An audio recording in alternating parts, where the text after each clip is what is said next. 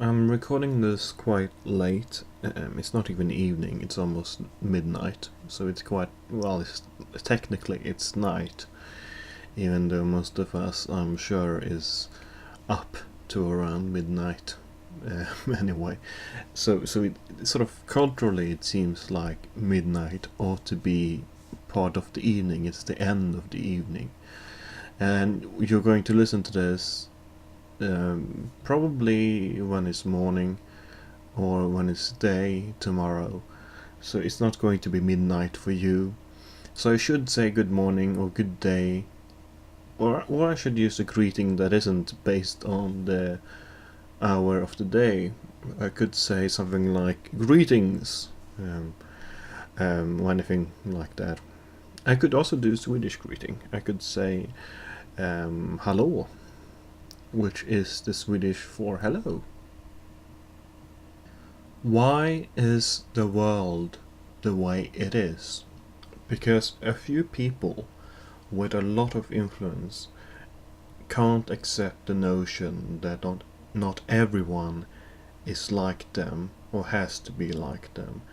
And yes, I think we all feel this way in some more than others, and some, including hopefully myself, understand that this is wrong, but we assume always that our way of looking at the world, our personal interests, our personal opinions, and so on, all those things are the standard moral way of being. Our way of being is the moral default way of being.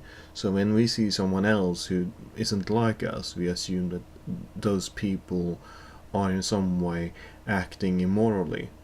A person that doesn't, for example, a person that likes Justin Bieber must, according to the internet, be a bastard and be sort of wrong and must be proven wrong, just because a large group of influential people on the internet doesn't like Bieber. And you have to admit that most people who comment on Bieber's video and so on, they do have some influence over YouTube, and so they are community members, and community members end up having an influence. So whenever you see someone complaining about Bieber, that's what they're doing. They're using their influence to criticize people who happen to be unlike them.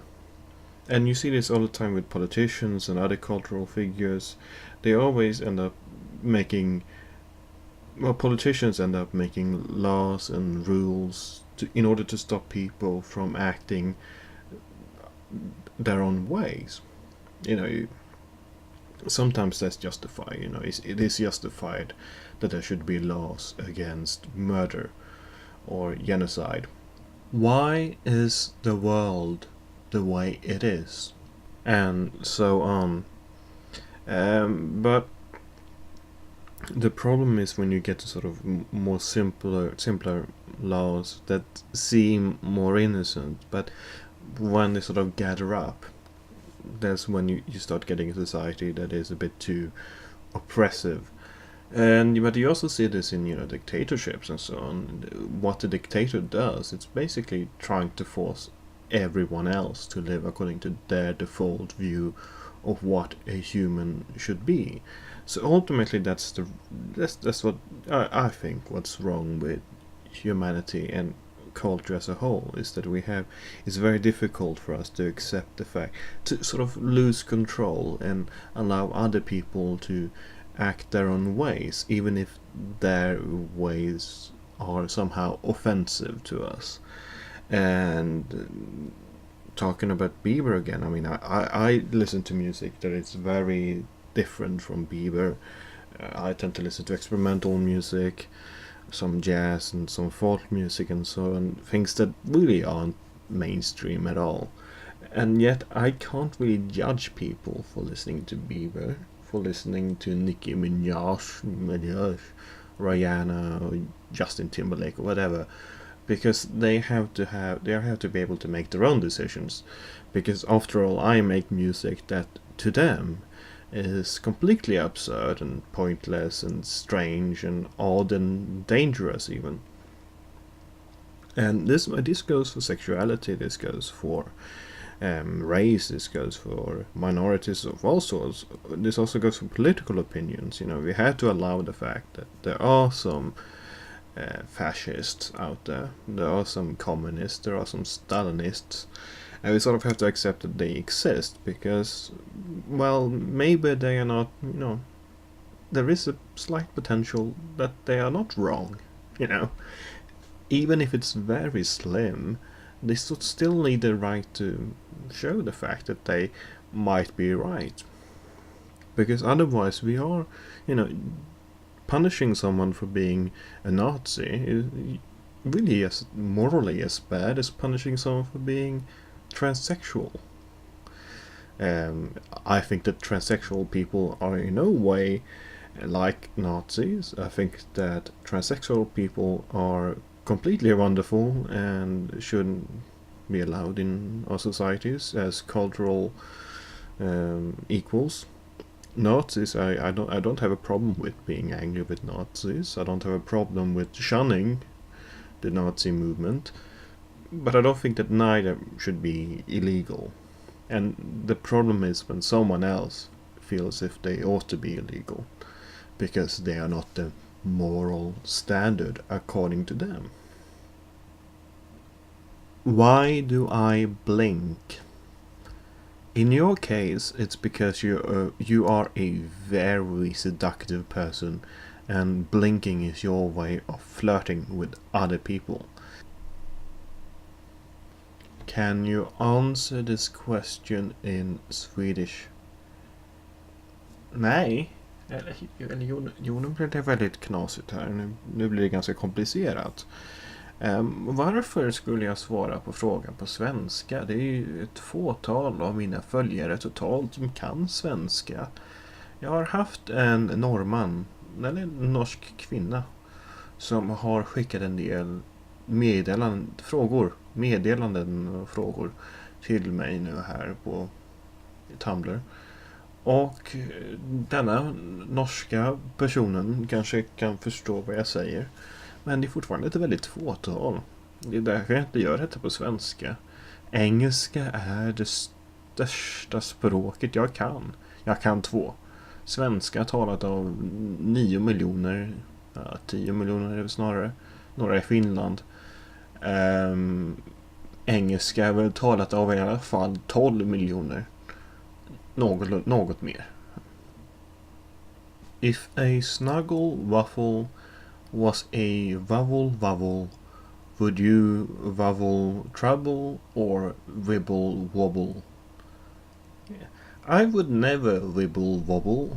Wibbles are the wobbles of the wobbly wibblu. Personally, I would never wibble with another wobble. I probably wobble trouble with wobble was around the trouble. But in wabbling world there is no wiggle left to snuggle with. Last question. I'm trying to find a good one. I'll have you know I stubbed my toe last week while watering my spice garden, and I only cried for 20 minutes. Alright, you do sound quite pathetic, but I also like to think of you as a quirky and attractive woman. So it doesn't really matter then. I mean, I'm very shallow, so if you are an attractive woman, like I picture in my head, then why should I care if you cry or not? But I never understood why it hurts so much, stubbing your toes. I mean, surely by evolution, by Darwin, the god of evolution, Darwin created all of us. I mean, he should have thought about the fact that our toes are exposed. So because we walk around barefooted a lot. I mean, that's the natural state, of course. We're not evolutionary made to walk around with shoes. So we're going to stub our toes quite a lot. So I don't understand why it hurts so fucking much. A few summers ago, I remember stubbing my toe, and started bleeding. It started bleeding, and it bled for like 13 days or something. 13, like 2 weeks. It fucking bled, and I had to put plaster on it.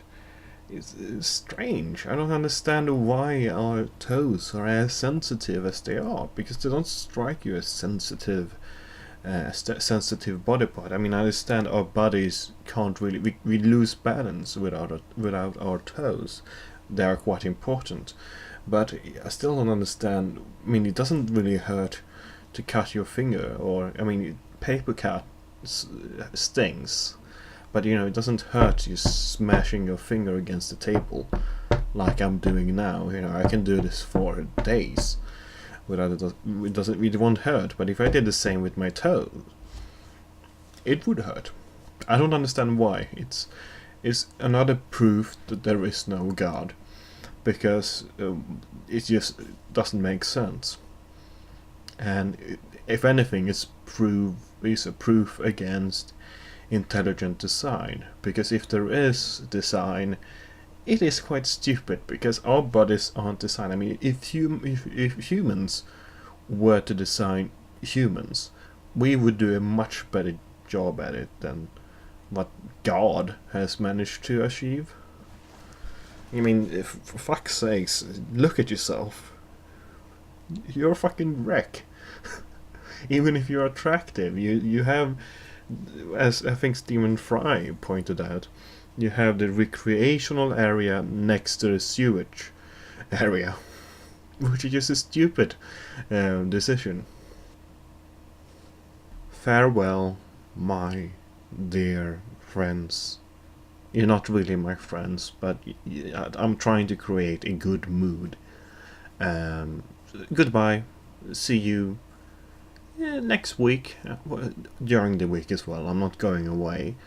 I'm just trying to say goodbye. You're going to hear my voice next week. And I'm going to try and sort things out with a vlog, as I wrote yesterday. I need to figure out how I should do it, because I need to get a webcam. I might need to get a better microphone. This is a good microphone, but an even better microphone, at least along the road. And I also need to know, and I also need to figure out whether or not I should put it on my existing YouTube channel, or if I should make a new channel. Because, well, I'm the thing about I could put it on my YouTube channel, but my YouTube channel isn't really made for vlogging. It's made for stupid animations, and I'm afraid it would be too jarring for most people. So it might be better to think about creating a new channel, and I almost should approach the Yogscast people about that, because whether or not the channel should be, Yogscast incorporated in some way, I'm not sure. I'm just talking out of my ass at the moment, but there are a few things that needs to be sorted out before I could think about doing a serious vlog. So just so you know, but it's not as if I'm trying to push it away. The idea of it is offensive. I understand that a lot of you are very attractive. Why do I keep going back to that? But a lot of you do want to see my face, and a lot of you are very needy. I think of you as sort of, I think of you as type 40s type women who just needs to see a proper man on video, because you are sick of your lonely existence. So you are desperate for me to make some sort of vlog, and I'm not against the idea. It's just that there's a few things that I need to sort out first. I need to get back from the war. I think that's the proper 40s reason. I need to get back from killing Hitler.